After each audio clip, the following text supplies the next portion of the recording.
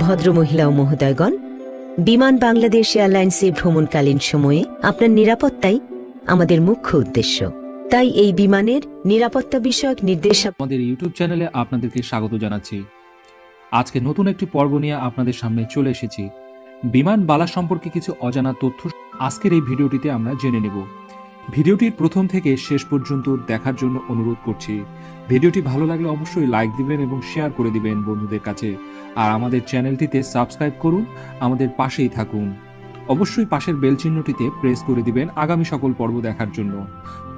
তো চলুন আজকের পর্বটি শুরু করা যাক। একজন বিমান যাত্রী সেবিকা বা বিমানবালা বিশ্বের অন্যান্য কাজের চেয়ে বিশ্বের সবচেয়ে রোমান্টিক কাজটি করে থাকেন। একটি সুন্দরী বিমানবালা তাদের কাজের জন্য যে কোনো পরিস্থিতিতে অনেক শান্তভাবে হাসি মুখে আপনাদের সেবা দেওয়ার জন্য প্রস্তুত থাকেন। আজ আমরা জেনে নেব বিমানবালাদের সম্পর্কে কিছু অজানা তথ্য। প্রথমেই, অতীতে বিমান সেবিকা বা বিমানবালার স্থানে ছিলেন পুরুষদের জন্যই, অর্থাৎ আগে শুধুমাত্র পুরুষরাই বিমানবালার সকল কাজ করতেন। অর্থাৎ আগে পুরুষদেরকেই বিমানবালা হিসেবে নেওয়া হতো, চাকরি দেওয়া হতো, শুধুমাত্র পুরুষরাই এই কাজটি করতেন। পুরুষরাই প্রথম ফ্লাইট পরিচালক বা বিমানবালা ছিলেন। স্বাভাবিকভাবেই একজন সাহসী নারীর কারণে বা পরিচালনার কারণেই এই পরিস্থিতির পরিবর্তন হয়। সেই সাহসী নারীর নাম হলো এলেন চার্লস। তিনি একজন নার্স ছিলেন এবং তিনি বোয়িং এয়ার ট্রানজিটের ফ্লাইট অ্যাডভেন্টর হিসেবে কাজ করেন। বোয়িং এয়ার ট্রানজিটের ফ্লাইট অ্যাডভেন্টর হিসেবে কাজ করার প্রস্তাব দিয়েছিলেন। অন্য বিমান সংস্থাগুলো যাত্রীদের আকৃষ্ট করার জন্য সেবার মার্কেটিং হিসেবে মহিলাদেরকেই বেছে নেন। এই সিদ্ধান্তগুলো গ্রহণ করেন। যদি অল্প বয়সী একটি মেয়ে বিমানে ঘুরতে ভয় না পায়, তাহলে অন্যান্যরাও তার দৃষ্টান্ত অনুসরণ করবে। একজন বিমানবালা দরজা বন্ধ না হওয়া পর্যন্ত বিমানবালাদের কোনো পারিশ্রমিক দেওয়া হয় না। অর্থাৎ অনেক এয়ারলাইন্স বিমানবালাদের পারিশ্রমিক দেওয়ার জন্য ঘন্টা পারিশ্রমিক দেওয়ার প্রস্তাব দিয়ে থাকেন। যাই হোক, এই ক্ষেত্রে শুধুমাত্র আকাশে কত ঘন্টা অতিবাহিত হয়েছে সেই অনুযায়ী পারিশ্রমিক দেওয়া হয়ে থাকে। তাই একটি ফ্লাইট যদি দেরি করে বা কোনো কারণে দেরি হয়ে যায়, তাহলে সেই কেবিন ক্রুদের জন্য এটি একটি খারাপ সংবাদ। এছাড়াও অনেক বিমানের ওঠার পরপরই অনেকে বিমানে ঘুমিয়ে পড়তে পছন্দ করেন, কিন্তু বিমানবালারা এটি না করার জন্য সুপারিশ করেন। অনেকেই চাপে পরিবর্তনের কারণে নাক দিয়ে রক্ত পড়তে পারে, সেজন্য তারা প্রায় সময়ই এই ধরনের মানুষদের সহায়তা করার জন্য বা যে কোনো প্রাথমিক চিকিৎসা দেওয়ার জন্য এগিয়ে আসেন। অনেকে মনে করেন যে বিমানবালাদের কাজগুলো শুধু খাবার পরিবেশন করা, বিমান পরিষ্কার করা বা যাত্রীদের সেবা করা, কিন্তু শুধু তাই নয়।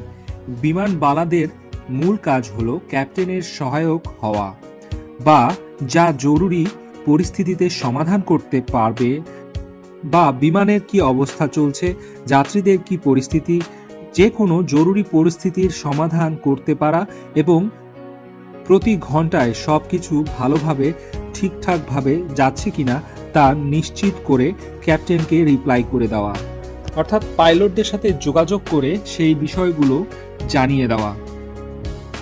যারা উপরে উঠতে ভয় পান তাদের জন্য বিমানবালারা বিশ্রাম নেবার জন্য বা রিল্যাক্সে থাকার জন্য একটি সুযোগ করে দেয়। বিমানের অধিকাংশ মানুষ খাবারে মাংস হিসেবে চিকেন পছন্দ করে থাকেন, কিন্তু বিমানের যাত্রীরা বেশিরভাগ সময় মুরগি বা চিকেন শেষ হয়েছে, এজন্য তারা মাছের তরকারি একজন বিশেষ শেফ, যার নাম করা কোনো এক শেফের রান্না বলে, এটি শুধুমাত্র ফ্লাইটে পরিবেশন করেন, যাতে এই পরিবেশনের পরে এভাবে মাছের তরকারিটাকে বিমানে আরো জনপ্রিয় করে তোলা হয়।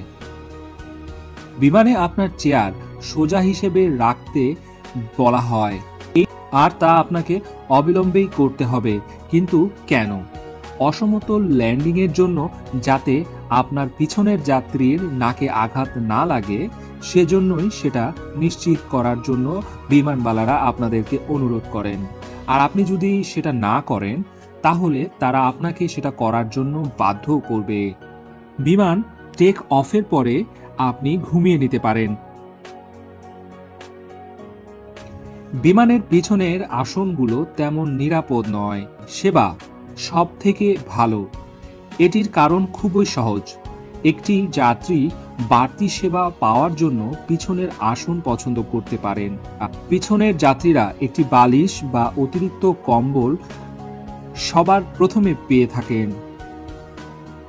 বিমানের সব বিমানবালারা সব প্রাথমিক চিকিৎসা দিতে পারেন, এমনকি তারা একটি শিশু ডেলিভারি পর্যন্ত করতে পারেন, কিন্তু এ কাজটি তারা তখনই করেন যদি সেই ফ্লাইটের কোনো ডাক্তার না থাকেন। তো প্রিয় বন্ধুরা, কেমন লাগলো আজকের এই পর্বটি? ভিডিওটি যদি আপনাদের ভালো লেগে থাকে তাহলে অবশ্যই ভিডিওটিকে লাইক দিন এবং শেয়ার করে দিন বন্ধুদের মাঝে।